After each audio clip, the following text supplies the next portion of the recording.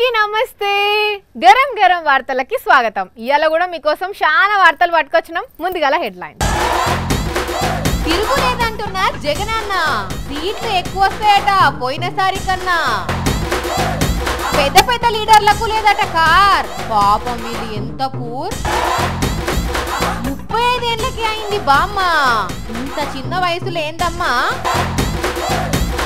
గెలుపు నాదే అంటున్నా పాల్ నేను ఎంపీగా గెలుస్తున్నాను పార్లమెంటులో అడుగు పెడుతున్నాను శ్రమ మన ఆయుధం అయితే విజయం మన బానిస అవుతుంది జగనన్న విషయంలో అక్షరాల అదే జరిగింది జరగబోతుంది మంచి పాలన అందించుడు జగనన్న ఆయుధం అయింది కాబట్టి విజయం అన్నను వెతుక్కుంటూ వస్తుంది అందుకే జగనన్న కాన్ఫిడెన్స్ లెవెల్స్ టన్నులు టన్నులు last time out of 175 150 1 itself is a tall number this time we're going to beat that record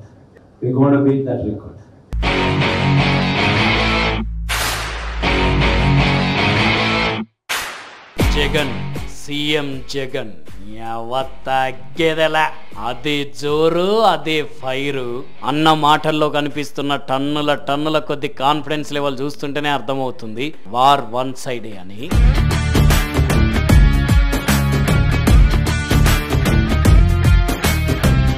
అంత నమ్మకమేంది మరి అంటే ఆయన ధైర్యమే ఆయన నమ్మకం ఆయన చేసిన మంచి పనులే ఆయన నమ్మకం మంచి జరిగితేనే ఓటేయండి అని మొదటి నుండి కూడా చెప్పుకుంటూ వచ్చిండు జగనన్న మీకు జగనన్న న్యాయం చేశాడని మీరు నమ్మితేనే మేనిఫెస్టోలో చెప్పింది జగనన్న చేశాడు అని చెప్పి నీకు నమ్మకం కలిగితేనే వచ్చే ఎన్నికల్లో మీరు ఆశీర్వదించండి జగనన్నను మంచికి ధైర్యం ఎక్కువ అంటారు ఈ 5 ఏళ్ల కాలంలో అట్లాంటి మంచి పాలన అందించిండు కాబట్టి జగనన్న ఇంత ధైర్యంగా ఉన్నాడు పోయినసారి వచ్చిన సీట్లను క్రాస్ చేయబోతున్నాము అని చెప్తున్నాడు లీడర్ అంటే ఇగో ఇట్లుండాలి that is Jagan sarpanch MPTC MPP జెడ్పీటీసీలు అయితే చాలు ఎవరో కొందరు తప్ప దాదాపుగా అందరికందరూ గట్టిగా కూడబెడతారు అటు కద్దరంగిలు వేసుకొని కుంకుమ బొట్టు పెట్టుకొని దడదడలాడిస్తారు ఇంట్లో ఎంతమంది ఉంటే అంతమందికి వెహికల్స్ కొనిచ్చి ఎంత సంపాదించినామో చెప్పకనే చెప్తారు కదా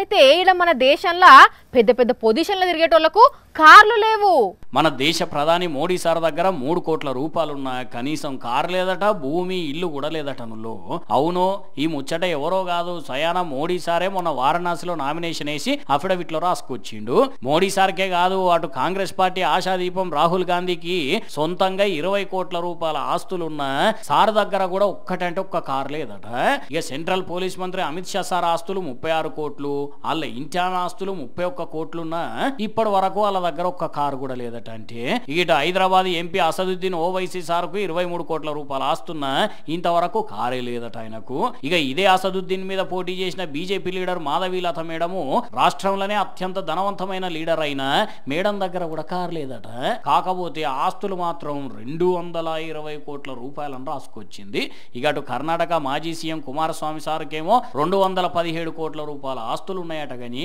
ఇప్పటిదాకా కారు లేదట కాకుంటే ట్రాక్టర్ ఉన్నదని రాసుకొచ్చిండు అటు మధ్యప్రదేశ్ మాజీ సీఎం శివరాజ్ సింగ్ చౌహాన్ సార్ ఆస్తులేమో 3,21,00,000 మెన్షన్ చేసి నా దగ్గర కారు లేదు కానీ మా ఇంటి దగ్గర ఒక అంబాసిడర్ కారు ఉన్నదని రాసుకొచ్చిండు సారు కానీ గమ్మతి ఉన్నదిలే ముచ్చట అదే ఇవాళ రేపు ఒక 50,000 రూపాయలు సంపాదించేటోళ్ళే ఈఎంఐ పెట్టుకునైనా సరే చిన్నదో పాతదో కారు కొనుక్కుంటున్నారు అట్లాంటిది వీళ్ళ దగ్గర కోట్ల రూపాయలున్నా కారు కొంటలేరంటే మరి నిజంగానే కొంటలేరా లేకుంటే ఇంకేదైనా మతలబు ఉన్నదో తెలియదు కానీ సొంత కారు లేదని అఫిడవిట్లో రాసుకొచ్చుడు అయితే ఇచ్చంతరంగా ఉన్నదిలే తాగినోనికి ఎక్కలేని ధైర్యం వస్తుంది ఈ దునియాలా నా అంత మొగోళ్ళు లేడు ఎవరొస్తారో రమ్మను నేను అది ఇది అని అబ్బో ఏమన్నా మాటలు మాట్లాడతారా తాగింది దిగినాక పరిస్థితి ఏందో అందరికీ తెలిసిందే కానీ అట్లనే ఓ ఇద్దరు తాగుబోతులు మన హైదరాబాద్ లో పోలీసులకు దొరికి రచ్చ చేసిండ్రు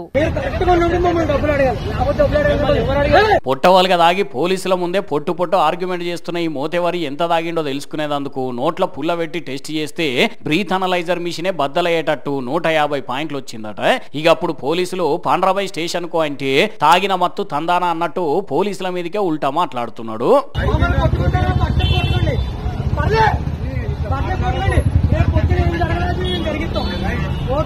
అరే కిక్కులున్నోడు పోలీసులకు దొరికినాక కిక్కు మనకుంటూ ఉండాలనా? ఇట్లా అతి తెలివితేటలు చూపించుకుంటా పోలీసులు నా దగ్గరనే 5,000 డిమాండ్ చేసిండ్రు అని ఉల్టా వాళ్ళనే బదనాం చేస్తున్నాడు. మరి పక్కకున్న దోస్తు ఒక పెగ్గు తక్కువేసిండో లేకుంటే పెయ్యిల భయం ఉన్నదో గానీ ఆయన సపోర్ట్ చేయకుంటే ఈ మోతేవరి మాత్రమే ఎగిరెగిరి పడుతున్నాడు. మళ్ళీ ఇంకా వీళ్ళు తాగి రాంగ్ రూట్ లో వస్తుంటే పోలీసులు గచ్చిబౌలిలో పట్టుకున్నారట. ఇట్లా వీళ్ళ ఓవర్ యాక్షన్ చూసి కేసు పెట్టాలని డిసైడ్ అయినరట పోలీసులు. కానీ అన్నో నువ్వే ఇంతగానం మాట్లాడుతున్నావో లేకుంటే నీ కడుపులు ఉన్నది అట్లా మాట్లాడిస్తున్నదో గానీ తెల్లారితే నీ ఫ్యూచర్ ఏందో నీకు అర్థమవుతుంది. ఎందుకన్నా ఉత్తగా ఇజ్జత్ పోయే లెక్కలని చేసుకుంటారు.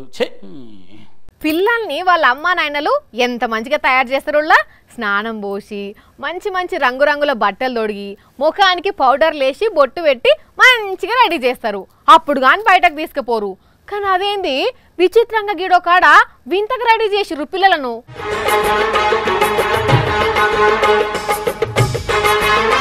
ఇది ఎక్కడ చిత్రం రో? పిల్లల వాళ్ళకి కూడా ఒంటి మీద చక్కగా బట్టలు లేవు, మళ్ళీ మొహానికి బూడిద పూసినట్టు తెల్లగా పౌడర్ పూసిండ్రు, చెంపలకు నుదిటికి పెయ్యంతా నల్లటి బొట్లు తెల్లని బొట్లు పెట్టిండ్రు, ఇంకా మెడల దండలు వేసిండ్రు.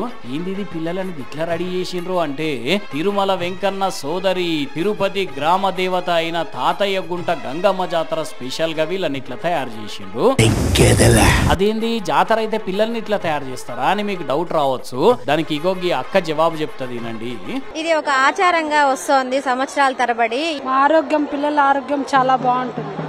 వారం రోజులు 7 రకాల జాతర ఉత్సవాలలో పాల్గొంటాము పిల్లల్ని తీసుకొని. అదన్నట్టు మ్యాటరు ఏండ్ల తరబడి వస్తున్న ఆచారమట. అందుకే ఇట్లా పిల్లలతోని బైరాగి వేషమే ఇచ్చిండ్రు. ఇగో ఈ జాతర కోసమే ఈ అక్క బెంగళూరు నుంచి వచ్చిందట. యాక్చువల్గా మేము బెంగళూరు నుంచి వచ్చాం. ఎవ్రీ ఇయర్ వచ్చి ఇక్కడ సెలబ్రేట్ చేసుకుంటాం. దీన్ని బట్టి అర్థం చేసుకోవాలి ఈ జాతర ఎంత గొప్పగా జరుగుతుందో అక్కడ అనేది. అందుకే భక్తులు చాలా మంది బోనం ఎత్తుకొని వేపరిల్లులు పట్టుకొని అమ్మవారి దగ్గరకు వచ్చిండ్రు. ఇట్లా పూజలు చేస్తే ఆ అమ్మవారు పిల్లలను వీళ్ళందరినీ చల్లగా చూస్తుందట. మరిగా తల్లి దయ మనందరి మీద కూడా ఉండాలని కోరుకుందాం. జై గంగమ్మ తల్లి. ఊరంతా ఒక దారి ఉలిక పిట్టది ఇంకో దారి అన్నట్టు అందరిది ఒకలోళ్ళు అయితే పాల్ కాకది ఇంకోలొల్లి. కౌంటింగ్ అయినాక ఎవరు గెలిచిర్రు ఎవరు ఓడిపోయినరు అనేది తెలుస్తుంది. కానీ పాల్ కాక అప్పుడే సంబరాలు చేసుకుంటున్నాడు. అగో అటు చూడండి. నేను ఎంపీగా గెలుస్తున్నాను, పార్లమెంటులో అడుగు పెడుతున్నాను, ప్రపంచ యుద్ధాలను ఆపుతాను, 1000 కోట్ల పెట్టుబడులు తీసుకొస్తాను. అబ్బో పాల్ కాక మస్తు జోష్ మీద ఉన్నాడు కదా. ఓ కాకా పాట పాడుతున్నావు, ఏంది సంగతి? నేను గెలుస్తున్నాను, నిరుద్యోగులకు నిస్సహాయులకు న్యాయం చేస్తాను. న్యాయం చేస్తాను. ఎప్పుడు గెలిచినావు, ఎక్కడ గెలిచినావు? నీకు తెలీదా? తెలియదు. తెలుసుకోవాల్సిన బాధ్యత లేదా నీకు? ఇదేనండి మీతో వచ్చిన సమస్య. అసలు మొన్న నువ్వు ఓటేసావా? నేను సుతా ఓటేసినా గానీ అసలు నువ్వు ఏం గెలిచినావు, ఎట్లా గెలిచినావు అది చెప్పు ముందు. విశాఖపట్నానికి కాబోయే ఎంపీ ఎవరు? నేనే. నువ్వా? అలా ఆశ్చర్యపోతావేంటి? ఏం నీకేమైనా డౌటా? అది కాదు, ఇంకా రిజల్ట్ రాలే కదా. వచ్చినా రాకపోయినా 100కి 1000% నేను గెలుస్తున్నా. నువ్వు రాసి పెట్టుకో అంతే. నా విశాఖ ప్రజలారా, ఏకే పాలనే నేను ఎంపీగా మీకు సేవ చేస్తానని, మిమ్మల్ని అందరినీ బిలియనీర్లను చేస్తానని, ప్రపంచ యుద్ధాలన్నీ ఆపేస్తానని ప్రమాణం చేస్తా ఉన్నాను. ఇదేం కథనే గమ్మతున్నది. అసలు ఇంకా ఓట్లు లెక్కనే పెట్టలే కదా. లెక్క పెడితే ఎవరికి కావాలి, లెక్క పెట్టకపోతే ఎవరికి కావాలి, అది వాళ్ళు చూసుకుంటారు. నాకేం సంబంధం? నేను మాత్రం 100% ఎంపీగా గెలుస్తా. అట్లా కాదు, నువ్వు గెలిచినవని ఎవరు చెప్పారు నీకు? What are you talking? ఒకడు నాకు చెప్పేదేంటి? నేనే విశాఖ ఎంపీని, అంతే ఫిక్స్. అంటే నీకు నువ్వే అనౌన్స్ చేసుకున్నావా? Good question. ప్రపంచ దేశాలు ప్రెసిడెంట్లు, ప్రైమ్ మినిస్టర్లు నా బ్లెస్సింగ్స్ తీసుకున్న విషయం అందరికీ తెలుసు. నీకు కూడా తెలుసు కదా. నాకు తెలియదు. తెలియకపోతే తెలుసుకో. సరే చెప్పు. నన్ను గెలిపిస్తే విశాఖను అమెరికా లాగా తీర్చిదిద్దుతానని చెప్పి హామీ ఇచ్చాను. ప్రజలు నమ్మి నాకు ఓట్లేశారు. చంద్రబాబు కూడా బొచ్చడు హామీలు ఇచ్చిండు. మరి చంద్రబాబుకు నాకు పోలికేంటండి బాబు? తాజ్ కృష్ణలో పెద్ద వాళ్ళందరూ ఉండగా చంద్రబాబు 1.5 సేపు వెయిట్ చేసి నా బ్లెస్సింగ్స్ తీసుకున్నాడు తెలుసా? సరే గాని ఒకవేళ నువ్వు ఎంపీ అయితే ఏం చేస్తావు? ఒకవేళ అవ్వటం ఏంటి, ఒకవేళ 100% నేనే కాబోయే ఎంపీని అని చెప్తే అర్థం కావట్లేదా మీకు? ఓకే, నువ్వు ఎంపీ అయినాక ఏం చేస్తావు? ఏం చేస్తాను మాటల్లో చెప్పను, పాట రూపంలో చెప్తాను. పార్లమెంట్ లో వాయిస్ వినిపిస్తాను, నిరుద్యోగులకు ఉద్యోగాలు ఇచ్చేస్తాను, విశాఖను అమెరికా చేస్తాను. ఏం చేస్తాను, విశాఖను అమెరికా చేస్తాను. సరే గాని నీకు మొత్తం ఎన్ని ఓట్లు పడ్డాయి కాక? ఎన్నంత సింపుల్ గా అడుగుతావేంటి? 8 లక్షల ఓట్లు. 8 లక్షలా? అంటే పోటీలో ఉన్న వాళ్ళందరికీ కలిపా? ఏం మాట్లాడుతున్నావు నువ్వు?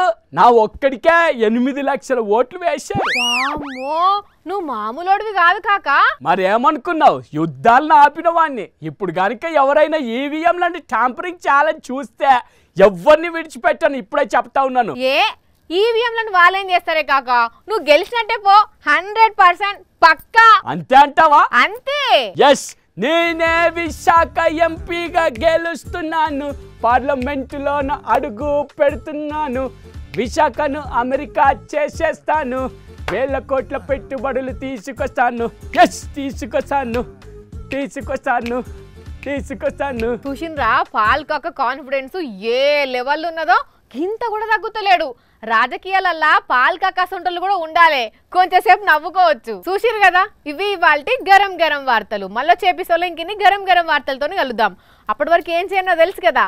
ఎస్, చూస్తూనే ఉంటుండ్రి తెలుగు వారి మన సాక్షి టీవీ. టాటా.